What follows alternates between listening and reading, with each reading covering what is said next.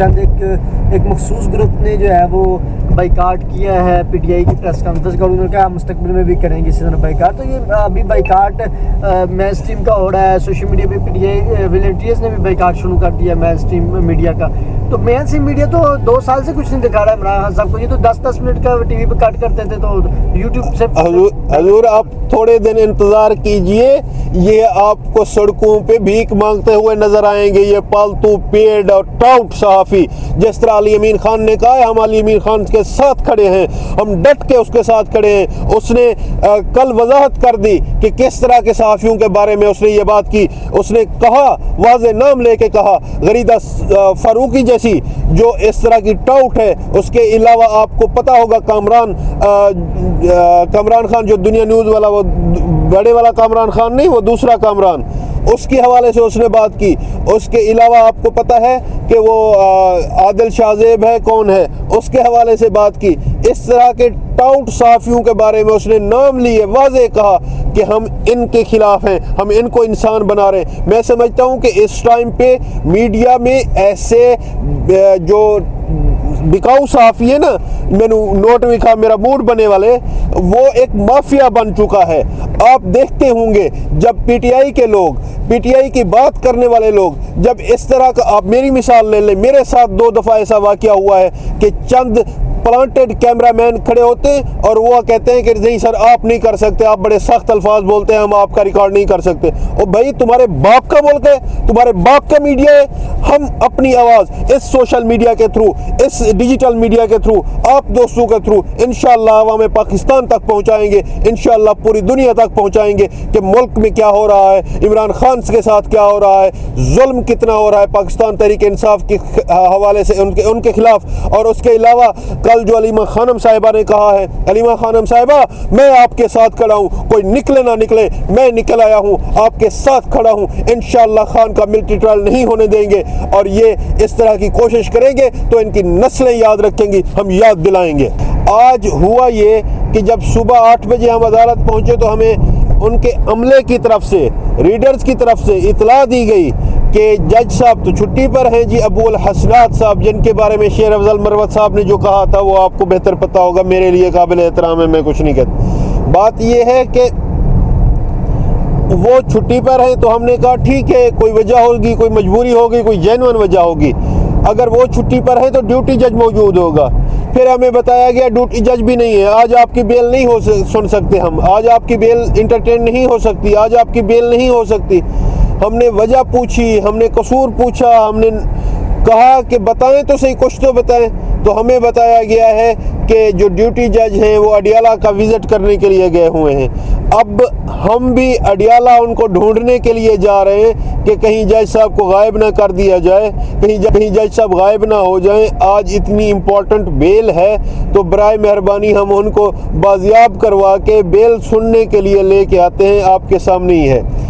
बाकी जहाँ तक बात है, आप देखते रहें कि मैं समझता हूँ ये जो आज हो रहा है ना हमारे साथ, पीटीआई के साथ, इमरान खान के साथ, ये कैसे हो रहा है, क्यों हो रहा है, कौन कर रहा है, वो मैं आपको बताता हूँ। ये मरियम नवाज़ और उनके आशिकों की ईमा पे हो रहा है। इसमें काजी फायज ईसा साहब भरपूर किरदार अदा कर रहे हैं। काजी फायज ईसा साहब की भी ईमा पे हो रहा है, वो इस सब चीज़ों को नोटिस कर रहे हैं, सब चीज़ों को देख रहे हैं। उनकी ईमा पे अगर ना होता तो आपको पता है कि आज नवाजने का टाइम चल रहा है। काजी साहब कहते हैं आप मुझे नवाजते जाएं, मेरी एक्सटेंशन 3 साल की दे दें मुझे और मैं आपको नवाजता जाऊं। मैं आपके आरोज के फैसले पे भी पर्दा डालूंगा, मैं आपके पीटीआई से बल्ले का निशान छीनने वाले फैसले पे भी पर्दा डालूंगा, मैं आपके मखसूस नशिस्तों वाले केस में भी आपकी साइड पे खड़ा हो जाऊंगा, पीटीआई के अगेंस्ट खड़ा हो जाऊंगा। मैं एक्सटेंशन वाले मामले पे भी आपकी साइड पे खड़ा हूँगा। मैं ये हल्के भी नहीं खुलने दूंगा जिस तरह हल्कों को रोका हुआ है। मैं मिलिट्री ट्रायल को भी कानूनी करार दे दूंगा। ये उनकी तरफ से किए गए वादे हैं। अफसोस के साथ कहना पड़ता है, मुझे रोना आता है इस चीज़ को देख के, इस जुल्म को देख के, इस वस्तायत को देख के कि आप एडहाकिज़म को लाए हैं। आपने सरदार तारिक मसूद, जो आपके हम ख्याल जज साहब थे, जज साहब ऐसे होते हैं जो एक दफ़ा ऑलरेडी अपनी नौकरी पूरी कर चुके हों और वो उसकी पेंशन और मरात ले रहे हूँ, उसके बाद वो दोबारा नौकरी पे चले आएँ और दोबारा नौकरी करने के बाद वो तनख्वाह भी साथ लें और पेंशन भी साथ लें। करोड़ों की मरात जो आप और हमारे पैसे जो टैक्सेस की मद में दिए जाते हैं उनमें से वो हमें लूट रहे हैं, चूस रहे हैं, हमें हमारा खून निचोड़ लिया गया। हमारा बच्चा क्या है आप मुल्क पाकिस्तान का?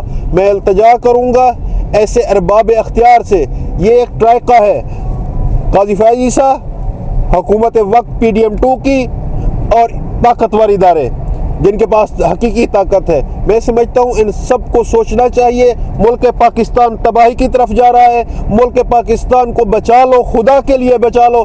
अवाम पाकिस्तान तबाही की तरफ जा रही है, हम सब तबाही की तरफ जा रहे हैं। हमारे लिए ना करो, अपनी आने वाली नस्लों के लिए कर लो। खुदारा ये पाकिस्तान होगा तो आप हुकूमतें कर सकेंगे, ये पाकिस्तान होगा तो आप खा सकेंगे।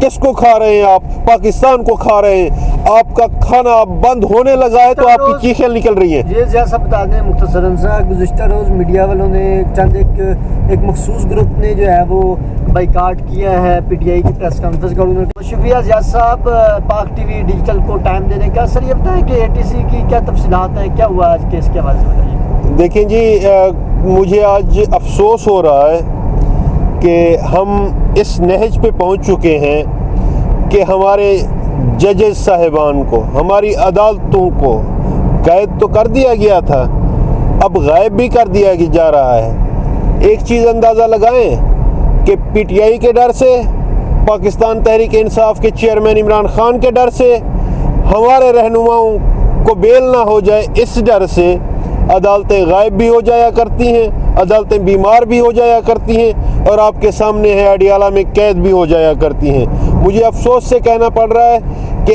आज शुएब शाहीन, शेर अफजल मरवत जो सीनियर तरीन वकलाओं में से हैं, जो सुप्रीम कोर्ट की प्रैक्टिस कर रहे हैं, जिनके डेली बेसिस पे दर्जनों की तादाद में हाई कोर्ट्स और सुप्रीम कोर्ट में केसेस लगे होते हैं, ऐसे वकला का 8 रोज़ा गैर आइनी, गैर कानूनी रिमांड दिया गया, जिस्मानी रिमांड दिया गया, जिसको इस्लामाबाद हाई कोर्ट ने कल अदम करार दिया। उसके बाद फिर हम बेल फाइल कर सकते थे। कल हम बेल फाइल करने गए हैं ATC में तो कोई 13 एतराज़ात लगाए गए, हमें 3 दफ़ा वापस भेजा गया। बड़ी मुश्किल से वो एतराज़ात हमने दूर किए और बड़ी मुश्किल से तकरीबन लड़ाई लड़ के जो अदालती जंग होती है वो लड़ने के बाद फिर हमारी बेल सिर्फ ली गई। फिर हमने कहा इस पे बहस सुन लें, इस पे नोटिस कर लें, इस पे रिकॉर्ड तलब कर लें। उनको मजबूर किया कि वकला हैं, बताया कि सीनियर वकला हैं जो आपकी अदालतों में पेश होते रहे हैं, जो आपके साथ प्रैक्टिस करते रहे हैं, आप भी वकालत में से इधर आए हैं, आपको भी अरसा हो गया है यही जजी करते हुए, आपके सामने वो वकालत करते रहे हैं। तो फिर जब कल बहस हुई तो आपके शायद कुछ साफ़ी हज़रात मौजूद थे भी सही, कुछ नहीं भी थे। वहाँ की अगर आप अपने ज़राए से पोजीशन पता कर लें तो मुनासिब होगा, बजाय इसके कि मैं बताऊँ वहाँ पे क्या पोजीशन थी।